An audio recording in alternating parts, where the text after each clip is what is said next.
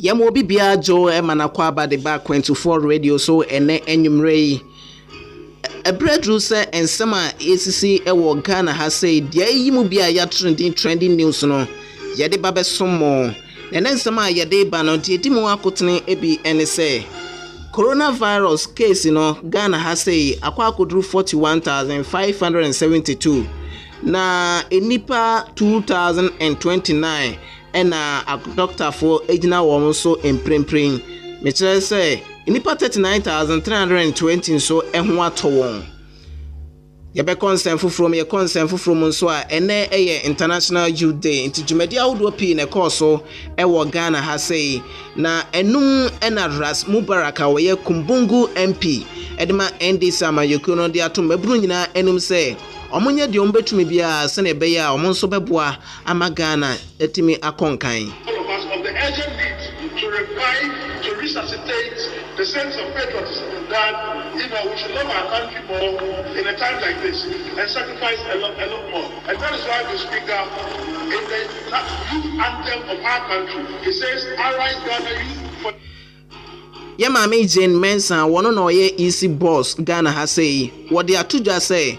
Electoral Commission Jumedia Omudi ye etra amanfo din ekonkratem say. Dachi nyame aduma 2020 election ombetimi ato abano sa enkrata no wana woni enfie edu enwotwe edin ewom sanso ena ahoho enso edin wom nemom ombebo omodin ayi sa woma womun anikwan so omoto aba womudin akonkrata no nyina edin efrim ansa na 2020 abato no edru issues emanating from the infiltration of foreigners. At a later date, we will shed more light on our findings. The Commission is mindful of the infiltration of foreigners at a number of our registration centers. Additionally, we are aware that a number of minors have found their way into Freddie Blay and so a national chairman the man NPP amayoko no what they are to mabru enyina enim say hwe na o ma anyam from so na o ma nto aba entia na nado dan kwa Akufo-Addo 2020 election if we say omo eye disa otusa na mo na eye mistake kese pa. Let's not complain. Let's put on hold any little problem we might have, differences that we might have with each other. Whoever is there, I'm not there. And let's wait. More beyond. I'm not the damn kind, but we have to create better opportunity. In some way, any afufro pin and enyumre musumfo edwe don komagin konya mede eba abesomo.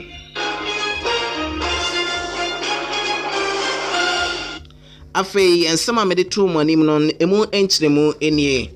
Ene day ena mpanimfo a womo ewo Ministry of Health sanso ena doctor for ene a nurse for omo ka omutiri ebomu omo de nipa dodo a omo etimi anya coronavirus yare yi bi wondodo ebeto edwa na no ena uko Health Ministry no wona asre ya omo echirim ze nipa 41,572 ena omo etimi attested positive ewo yare num na omo echirim se sa nipa 41,572 num no emu 39,320 de nyame adom omo etimi ade omo ho afri yare num na wona doctor for ne nurse for gina wonso mprempren no eye 2029 na wonso a won situation no mu eye den pa no eye 23 wona went me amankwam bi mu wa bra omunya yare no eye 223 me kire death case no eye 223 yem breaking originals na obia NTB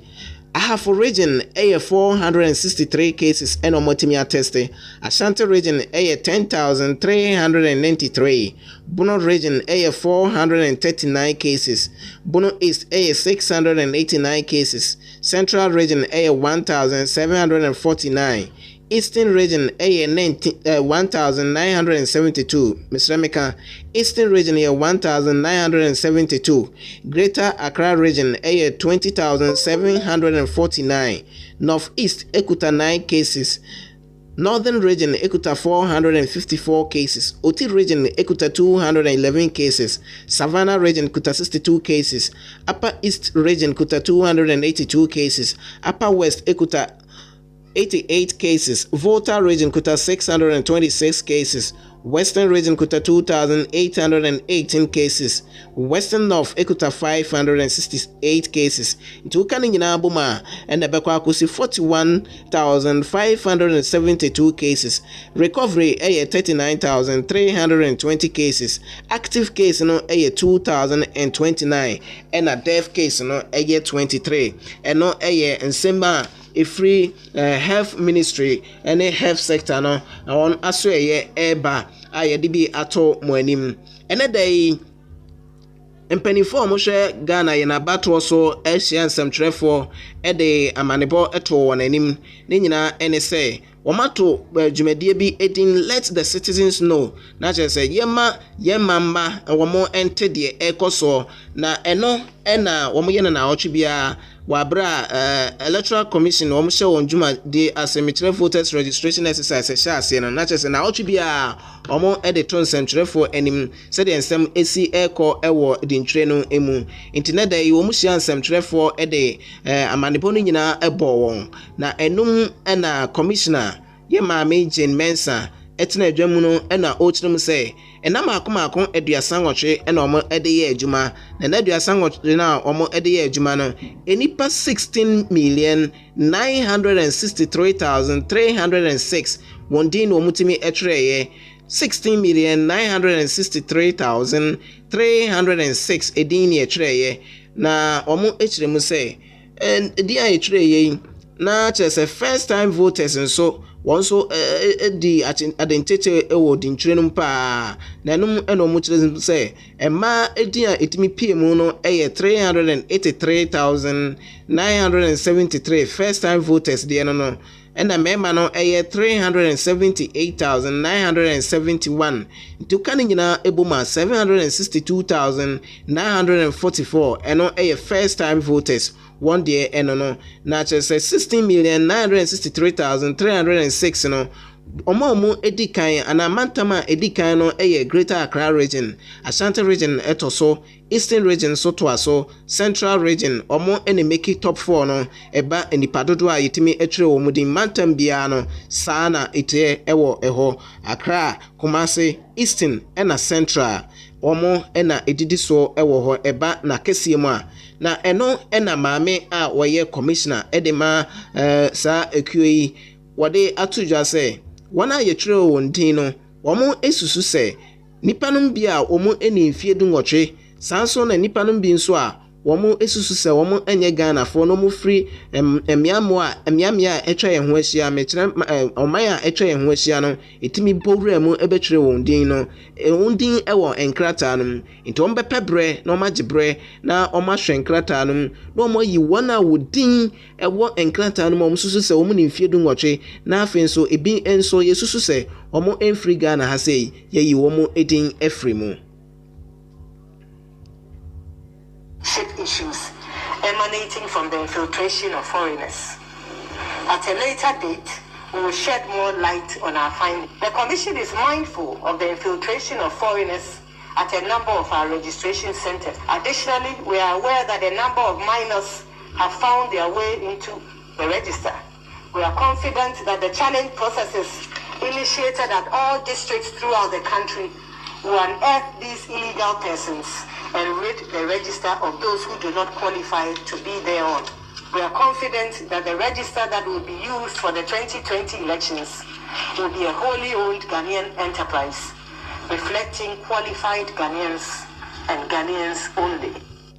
Yesusu say, yejidi say, wana odin beka nkrata no ama yedi ato aba nyame yadoma December 2020 December 7 no omo eye Ghana fonko a omo qualify se omo eto aba ena wodin ebe wosa enkrata no nanom na osade tu dwa se amanfo a omo etimi buaye ema yensaka mmofra yesusu se omo enuru mfie dunwotwe na afenso binum a yesusu se omo nye Ghana fo no omo ede nipanum bi esi honom a omo de omo dwuma ne se omo behwe se amanfo challenge form omo faaye no omo bekyerɛkyerɛ no enum ena omo timi bɔ omoden ɛkyerɛkyerɛ ya yensa etimi ka yehu se ana yesusu se nipa a omo ne fie dunwotwe ana ebinum ɛyɛ ahoho no wo mudin ɛwɔ nkratam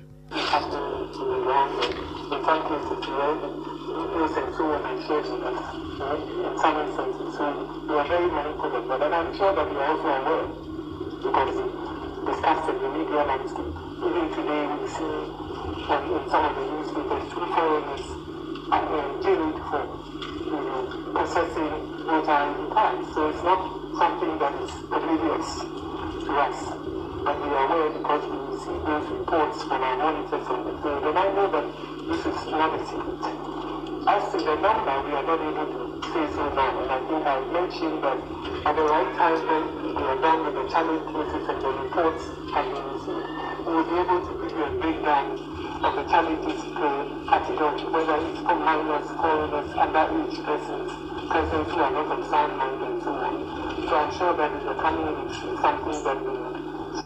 Afei nso wɔde to dwa sɛ akua yi ɛbɛpɛbrɛ na ɔmo apepa mmɔfra a ɔmo ɛni mfie du nwɔtwe a ɔmo tumi ɛtwerɛ ɔmo din ɛne ahɔhoɔ din a ɛwɔ register no mu.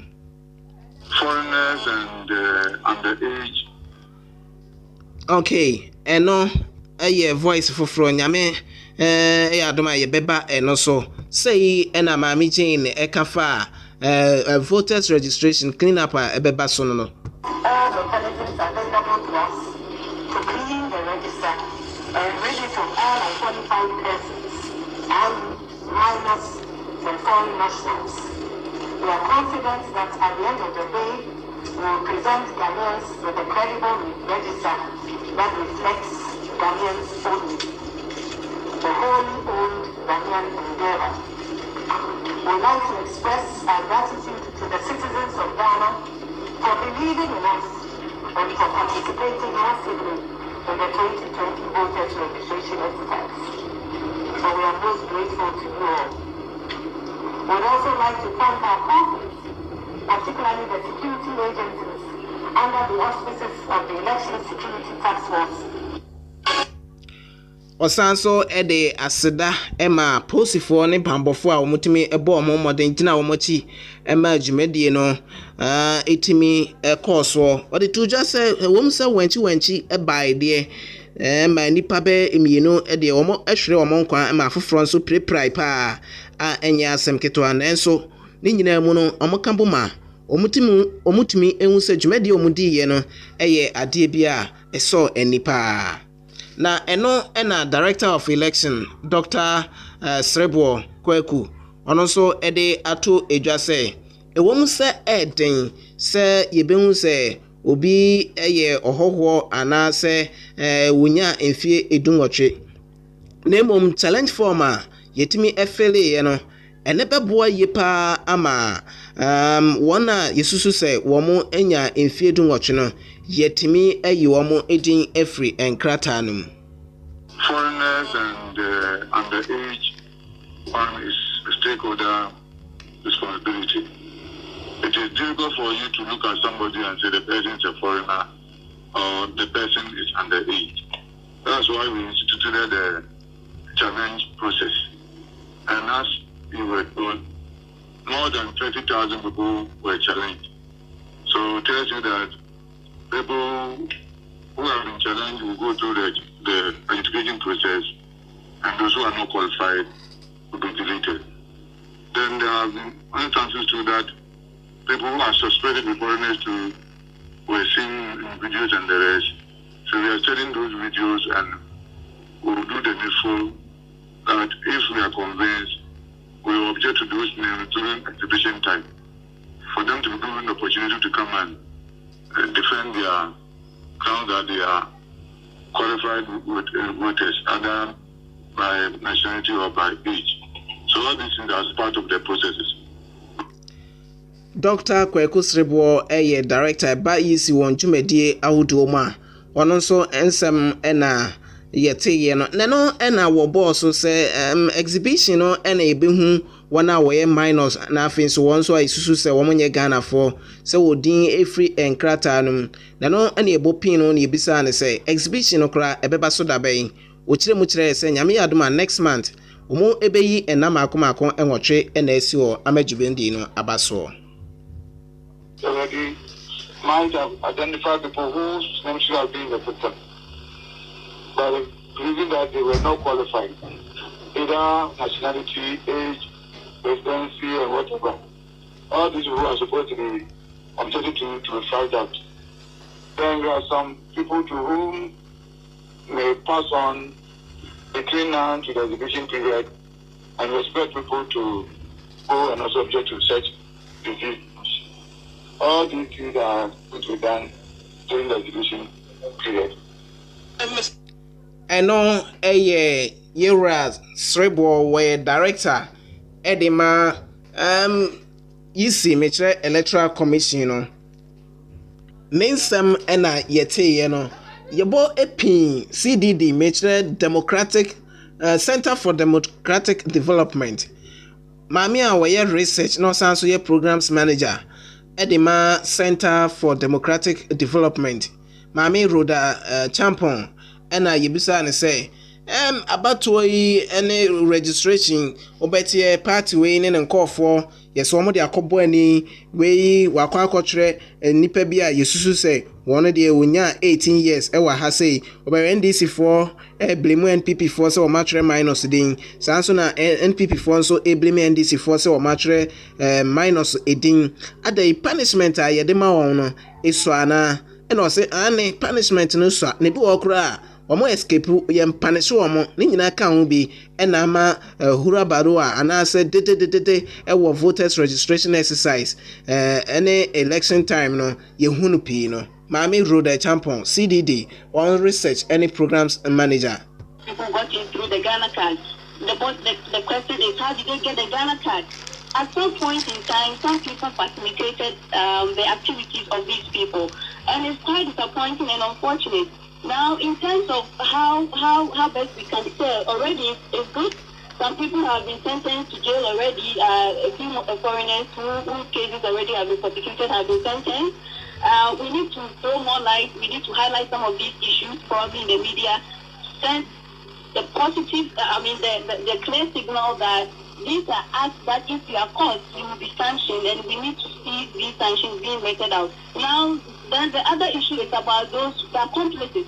So for those who have been prosecuted so far, what has happened to the accomplices? Because until we bring all of those people also to book, in many of the reported cases, there were people who guaranteed for them. We have to make sure that all these people are also brought to book, so that if people can realize the consequences of their actions, then at least you can be certain that you are trying to deter others from it.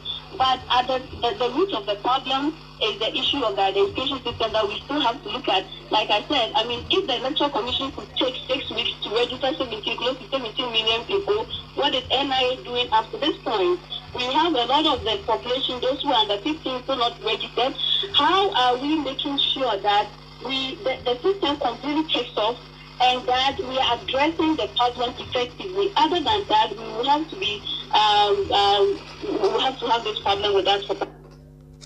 Eno Mami Roda Champon ono ena programs manager osanso researcher Ede Emma Center for Democratic Development CDD ewo Ghana ha say nensem anade ohuye efa wona Drew abato so a mujia omo ho na ebi ewo voters registration exercise and an jumedi a ekoso enedai ewo nkran no emu na jumedi no ekoso na ena Kwamizu oye NDC regional secretary ewa Santimantema say wade ebetu dwa say wo hwe se de normal esiko na afi voters register abano and NPP for one stronghold Santimantema say na afi de no number no eso shine na ena o kirem say de number no eso shine no abema NPP for ho akyere omo ye pa ewo afi abato a yebeto no Ghana ha sei na ena o kirem say o hwe baabi a womo etimi ekọ soro kra ekakra ba constituency womo timi to so mienu na asonase na asonase nso ye NDC for one seat on etimi eto so mienu ewo ehonom na enyina akire pefe say afi abato no NPP for omomfa no ahogon mostly the Kwame constituency, the Oforikrum constituency, and the Soka constituency, they have lost a full figure of over 60,000. So if Asawase constituency, 2016, they had 103,000, and they have dropped to 101,000. That is just a shortfall of 2,000. As compared to these constituencies that have lost a full figure of over 60,000 in Kumasi. Previously, if you are rating the 11 constituencies in Kumasi, Asawase came fifth in terms of voter population. Today, Asawase is coming second. Asawase is coming second only after Kwabri East. So I am surprised to hear people peddling figures about for which they have decided to celebrate. There is nothing to celebrate about. The reality still insists that figures in non-stronghold of the NPP have dropped considerably. Eno Kwame Zu NDC one regional secretary was Santimantema say. I want your bopin some pines so your NPP one regional secretary was Santimantema say. And your bisan say NPP for Musro ana. And I say yes ro saying NPP so saying. Ni nyina say nyina bekaya NPP for omugidi some stronghold wa ha. And omugidi se number no swate. Na mom de ama number no swate ne say ya tutu schools mu universities ban ya oho ene wo Asantimantema say nursing training colleges sanso ena polytechnical ana say ya technical university omu nyina omatum ama final years nkwana ewa ha say enti ni nyina echirem say number no entimi enye peda na normal okekabo omu ne kire say number no entimi enye peda enti webu ho a obeto aba na obetre ni din wa Asantimantema say nenso enam si atutu school mu no na wenso ye voters registration for fronti baby a owo na eho na obetire ni din na eno ena ama number etimi aba afi no wo de toto de atwam no ho a we no ewo form esne dada no ho ni nyina eye secondary schools afi nso tertiary institutions ewa ha se a ene impo eba media schools ewa se a ni nyina ya tutum ni nyina eka ho bi ena number no so etimi ate na NPP for de ehu bia emowo mo ene eye International Youth Day na International Youth Day no NPP for mebunu ene day wo mo boae ema wiase nyina edi aye mebunu day wo mo so mebunu aso ye mekire youth wing no omo etimi bo omo homodin yepa enye asem keto akra omo hye dwumadie sononko a ene emma mpanifo awdo pi kopie mu ewo ho Ghana ye mampani abedi akire His Excellency Dr. Baumia okopie mu ewo ehobi ono ena nkasae mu o hyase ede kasae na odi tuja say Ghana aban ebo no homodin yepa enye asem keto akra na no ena o kire mu say ehwe dwumadi a na nadodanko akufuado edia ene ose efata se emabunu ebo na chidom na nadodanko akufuado oni mabunu no haw a omo ewo na onyi omo ayipamuda. About 2,036 or so people who are actively positive and managed. But there is so much that is unknown about us, and we need to continue to follow what the science and the data tells us. The youth is very, very keen in this battle. But government is also very, very keen to address some of the challenges that the youth are facing, whether it's in terms of jobs, whether it's in terms of housing, and so on. So we will do our part. Wasanzu chiremu say, enipa no dodo na ntimi anchire omudin ewo 10 number no mu anye 10 number no bi. Na voters registration exercise aba na wieye na che se obi enya ID card fufuro. Eno nti se we enya 10 number no bi a mpanifo betina se ama number wo no wo old voters ID no so no omo betimi ama no aye 10 number e de ama nipa a wo mo entimi anchiro mudin anye 10 number no bi ochirem se enei yesusu se Ghana yen dodo eye 31 million na so nipa omo chiro mudin eje 10 number no bi no eye ade a 3 million kra no wo mo enuro into omo behwe ama old register or old voters ID card no omo etimi the number na e wo so no aye 10 number. Individuals were asked to apply for this relief from government. People were asked, what is your TIN number? And many people did not have a TIN number. In fact, less than 3 million people in Ghana have a TIN number. So we have decided that we are going to make sure that almost everybody, as much as possible, has a TIN number. And how are we going to do this? It's quite straightforward. All national ID numbers will be converted into TIN numbers. Once you have a national ID number, from January going, it will become your TIN number.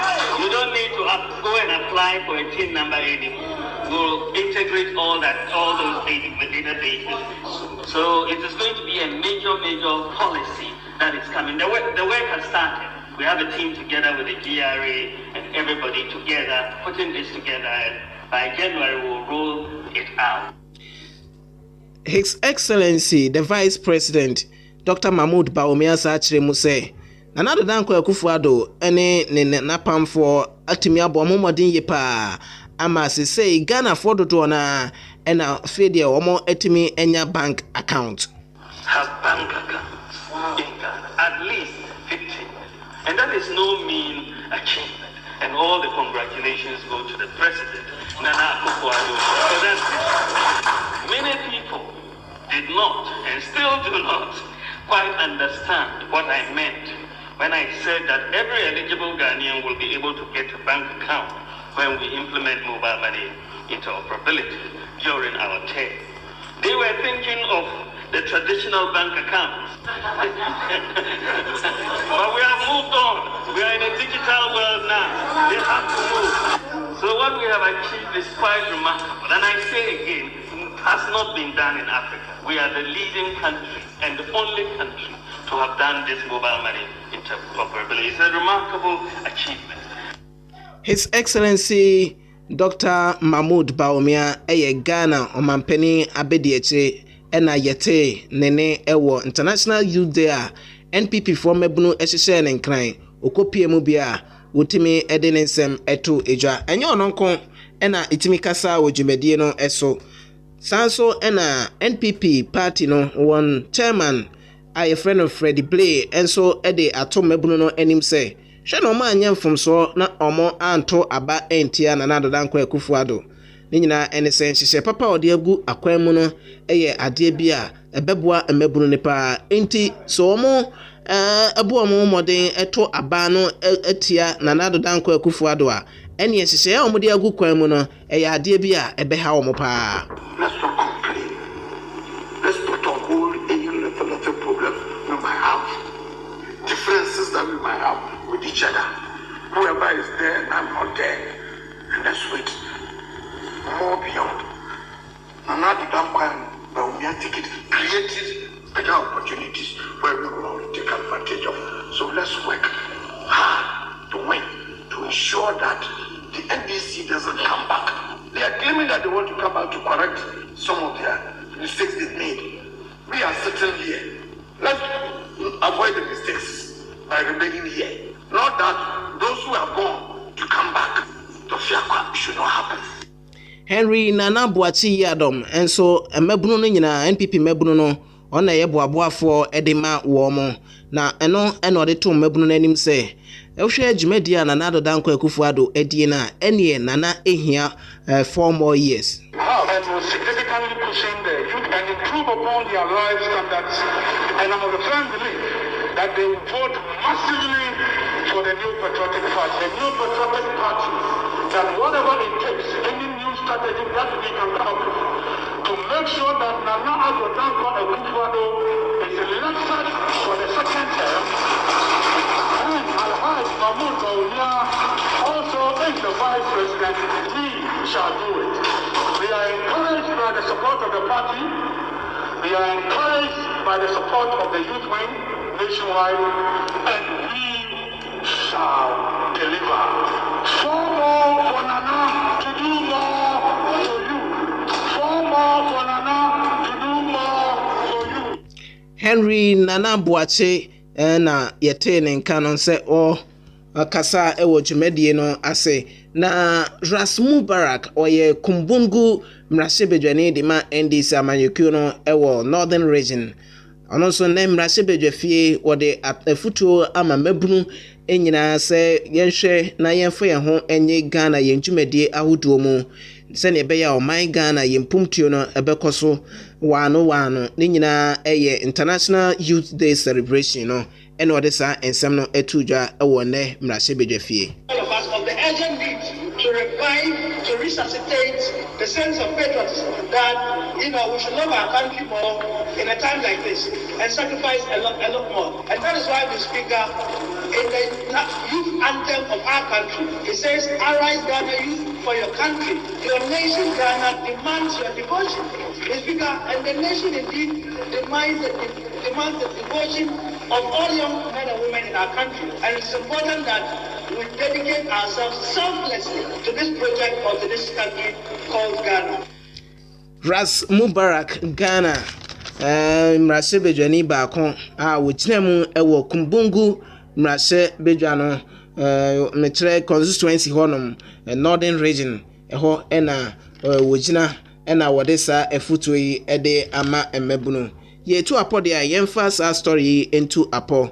Ɛnɛ da yi arɛhosɛm a ɛsi ɛwɔ Asantemantam ɛne sɛ Okes mekyerɛ wo sɛ Kyerɛkyerɛ Senior High School Asantemantam ase Kumasi ɛna ɛwɔ na ɛnɛ da yi ɛna asɛm a yɛateɛ ne sɛ abɔfra baako a ɔkɔ school ɛwɔ hɔ a ne din ɛde Kwabena Prince ɛwɔ asonoma so ɛhɔ ɛna ɔteɛ na mmom ɔkɔ school ɛwɔ Okes ntoaso school hɔnom nhwehwɛmu kyerɛ sɛ abɔfra yi wadi mfie edu nsia ne nyinaa ɛne sɛ arɛhosɛm a ɛwɔ mu ɛne sɛ yɛsɔreyɛ abɔfra yi atumi ahyɛ ne ho akɔmfo ɛwɔ baabi a wɔn mu kaase akyiri hɔ pɛɛ ɛwɔ asonoma so hɔ ɛhɔ ɛna abɔfra yi tumi ɛsɔ ne kɔn ahoma a wafiri mu ne nyinaa ɛne sɛ abɔfra yi ɔmaame ehunu sɛ wɔde ne ho akɔdɔm ekuo bi a saa ekuo no kyakkyatoɔ ne subanbɔne ɛna mmɔfra yi ɛredie na ɛnum ɛna ɔmaame kɔka kyerɛ abɔfra yi sɛ kwadwo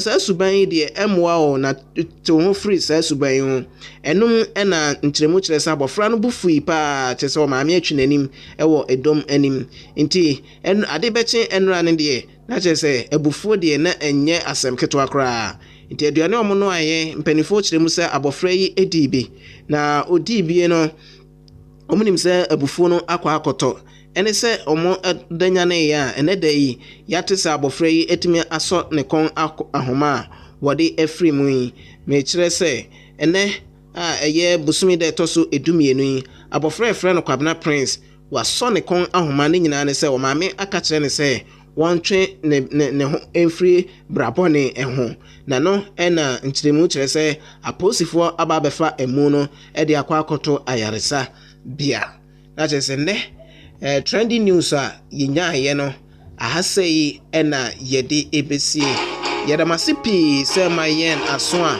mɔde ɛtie yɛn free nɔwɔtwe berɛ no ɛbɛpem saa mmerɛ yi aseda kɛseɛ ɛnkɔ ɛmma mo mɔte sɛ Ras Mubarak wɔyɛ Kumbungu mmarahyɛbadwani de afutuo ma mmabunu sɛ nyinaa yɛmfa yɛn ho hyɛ Ghana yɛn dwumadie mu ma nkankɔ a yɛhwehwɛ ama ɔman Ghana no ɛtumi awie pɛyɛ saa nso ɛna coronavirus case nso yɛde emu nsɛm ɛde maa mo ɛna afei nso ɛnɛ nso EC boss ahyia nsɛmtwerɛfoɔ de sɛnea ɛnɔma esi kɔ ɛde to nsɛmtwerɛfoɔ ne Ghanafoɔ anim a wɔn kyerɛm sɛ nnɛ wɔn aregister nipa 60,963,306 ɛwɔ 38 days dwumadi a wɔn edi yɛ no mu wɔn asa ahyɛ bɔ sɛ nyame ɛyɛ adom a bosomi a yɛreba abɛsi mu yi wɔn de ɛnanwɔtwe ɛbɛsi hɔ ɛde ayɛ exhibition